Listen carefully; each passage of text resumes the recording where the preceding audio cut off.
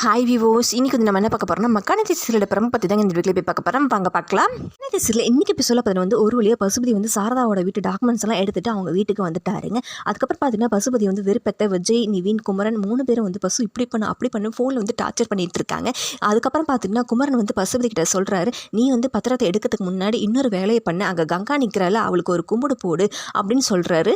குமரன் சொல்கிறாரு, நான் சொன்னது என்ன காதில் விழுந்துச்சா இல்லையா? கங்கா தான் வந்து உன்னை வந்து நினச்சி ரொம்ப பயந்துட்டு இருக்கா. பயப்படுற அளவுக்கு வந்து நீ என்ன பெரிய ஆள்லாம் இல்லை, ஒரு புள்ள பூச்சி தான்னு அவளுக்கு வந்து நம்ம புரிய வைக்க வேண்டாமா?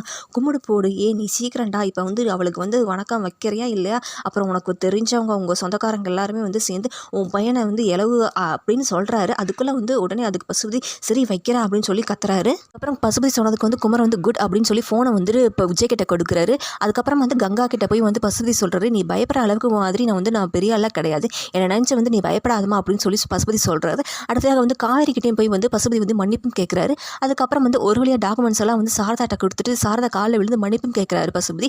அங்கேருந்து கிளம்பி போயிடுறாரு. அதுக்கப்புறம் ஸோ இது நீ வந்து பார்த்துக்கிட்டிங்கன்னா வந்து பசுபதி ஆட்டத்தை வந்து நம்ம அடுத்து போய் சொல்ல பார்க்க போகிறோம். ஸோ இது போல் மேலும் வீடியோக்களை பார்க்க மறக்காமல் லைக் பண்ணுங்கள், சப்ஸ்கிரைப் பண்ணுங்கள். நன்றி, வணக்கம்.